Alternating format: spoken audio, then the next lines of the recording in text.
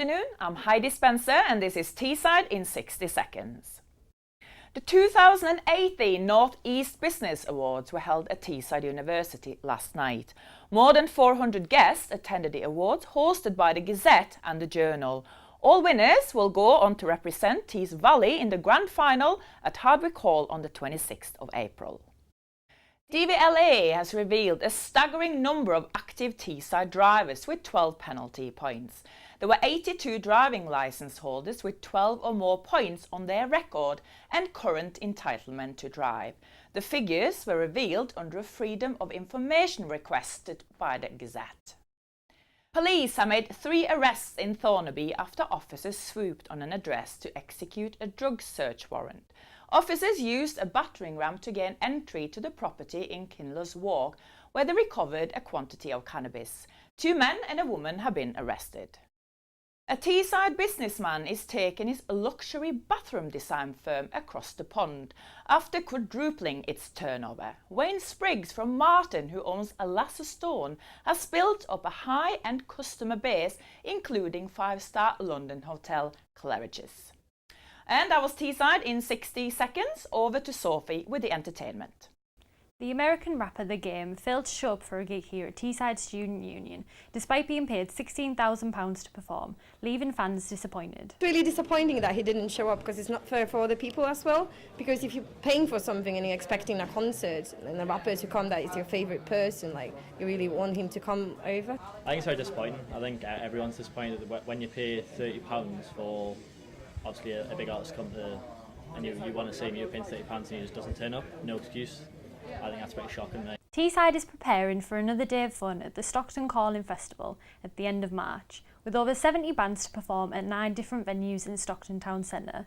Teesside TV went to the Georgian Theatre to meet the organiser David Saunders. My main job is social media marketing, posters, stuff like that. My experience with Stockton Calling started as a performer, probably about 7 years ago, and I think from that perspective, it's just, without sounding too cliche, it's got a really good energy, a really good vibe to the day. The way the high street's set out and the way the venues are, it just seems to flow really well. In terms of the venues, you've got obviously Cuba, Arc, Storytellers here, Green Room, Room 21, Whole Latte, Love, Music Lounge. There's an absolute load of venues. There's always very good headliners. This year they've got the Lightning Seeds and We Are Scientists. They always are on the pulse in terms of the up-and-coming bands. The thing I like about Stockton is it's a nice looking town. And I know when I bring people here to watch gigs at the Georgian Theatre, they always say, wow, what a good, a nice town, I'll have to check it out. If they come to Georgian, we'll see what's on in the future, we've had a good experience, we'll come back. So it benefits the music in there, scene in that respect. Saturday the 31st of March, get down nice and early. There's loads on. It's one of the festivals that's busy from the off. So I think it kicks off sort of 1:45 so come down and have a good day. I'm joined now by Jordan Mayhew to talk about the latest Marvel Hollywood blockbuster, Black Panther. It is your time. Step into the spotlight. The world's gonna start over. I'ma burn it all. Step into the spotlight. Step into the spotlight. Is this your king? This ends today.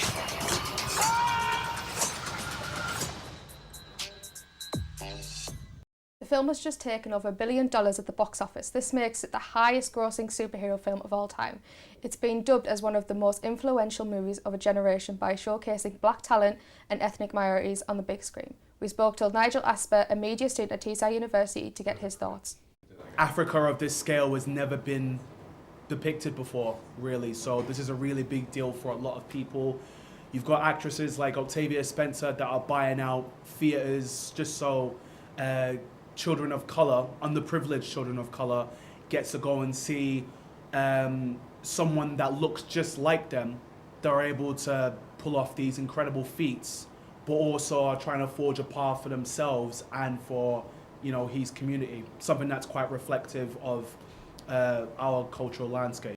Has Easter lost its traditional meaning, and is it just all about chocolate now? We spoke to students around Teesside University to see if it's just become another consumerist holiday. Easter to me means family, it means spending a bit of time away from work, spending time catching up on any work that I've got to do with work when I'm not at work, but very much it's a time for me to take for myself, and for my children. I don't follow any of the traditions because I am Jewish, but it's very much time for me to gather my thoughts and look forward to summer. Otherwise, I think if we didn't have it, we wouldn't have that break. I think a lot of institutions rely on that break, so it's sort of taken on a different meaning in some respects as well.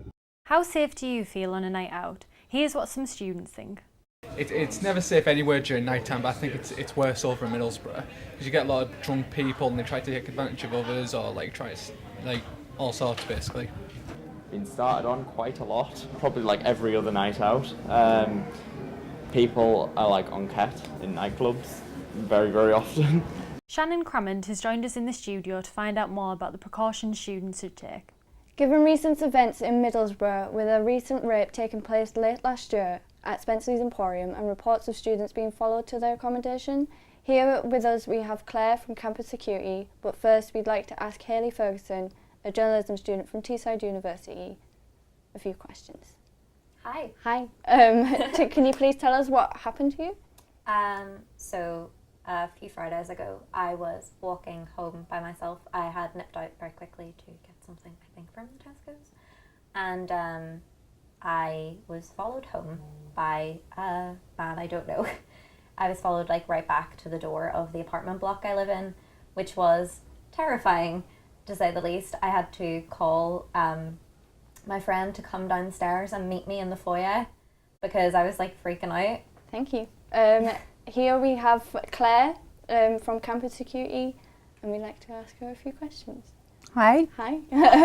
Can you tell us what strategies are in place to help keep students safe? Well, I think first of all you need to try and keep yourself safe. So it's understanding what you can do when you're out and about to keep yourself safe. So I think it was interesting for you to have said that you felt more secure with your friends around you, and that would be one of the strategies that I would suggest that you should think about if you were going out and about. So always try and be with your friends, or let your friends know where you're going to and what time you might arrive. So, if you're late, they would start to wonder where you were. Think about the route when you're going to go somewhere. Is it lit? Isn't it lit? Just be aware of your surroundings. Don't walk around with your headphones in if you've got your iPad on sometimes, because you're not aware of your environment and who may be behind you. So I think we need to try and keep ourselves safe. So it's about walking in groups or understanding the area that you're in, taking a well-lit route, knowing where you're going so there's not much opportunity to get lost. So I think from a personal safety point of view, that's probably some of the things that you can do. But from a university point of view, we've just introduced a new application for mobile telephones, which is called Safe Zone, which I think would have worked really good in that scenario. Basically, it helps the security team try and keep our staff, our students and our visitors safe while they're on campus. It's geo-fenced, so we can put a geolocator around a particular area, and once the app's depressed, we can try and find out where you are, or it helps us find out where you are. And if you would just bear with me, I'll show you what the application looks like on the telephone. So it's free to download, as I've said, from the App Store. You just click on the app when you've downloaded it and you put in your student details, so as if you were going to log on to the student portal, and it comes out with an application like this. So you can see there's an emergency button, a first aid button and a help button, and they're the three main functions of this. So it's about first aid, it's about your own safety, and it's about help if you need some help. So ultimately, if you needed some help straight away, instead of having to think about what numbers or who you might phone, you just click on the emergency disc and that goes straight through to our security team here on campus. If you have some medical conditions or you're taking medication, if you put that detail into the app, if you had an episode on campus, you could depress the button and we would know where you are because we could GPS locate you, and it will give us an understanding of what your condition is. You can also download a picture of yourself so we can see who we're looking for. Yeah. Right, thank you. That's all from Claire and Hayley. Thank you very much for coming. Thank you. Thank you. Now over to Sam Blacklock with the sports news. In sport, Teesside University beat neighbours Sunderland by 10.5 to 8.5 in this week's Teesside Varsity. Teesside TV went away aside to get all the latest varsity action with Alex Backshaw. The rainy day began at 8 AM. Luckily, the equestrian was held indoors, but unfortunately Teesside kicked off the day with a loss. The riders rode well, but were no match for Sunderland's own equestrian team. Up next was a close contest between the two third-choice netball teams. The match could have gone either way, but at the end of the fourth quarter, Teesside University came out on top, winning with a score of 35-29.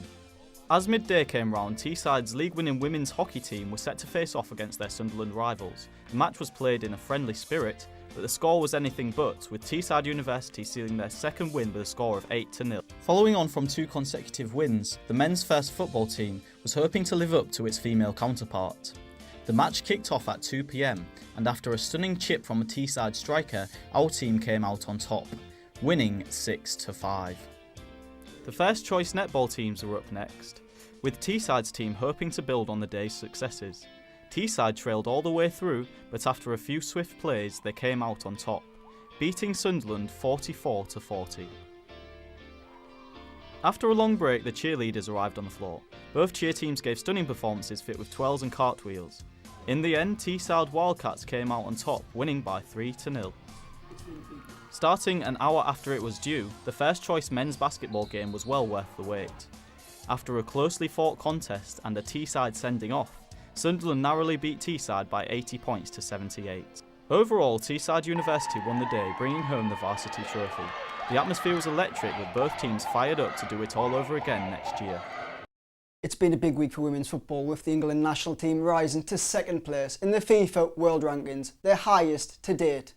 Manchester United yesterday announced plans to set up a women's team for next season and have applied to join the Women's Super League Championship.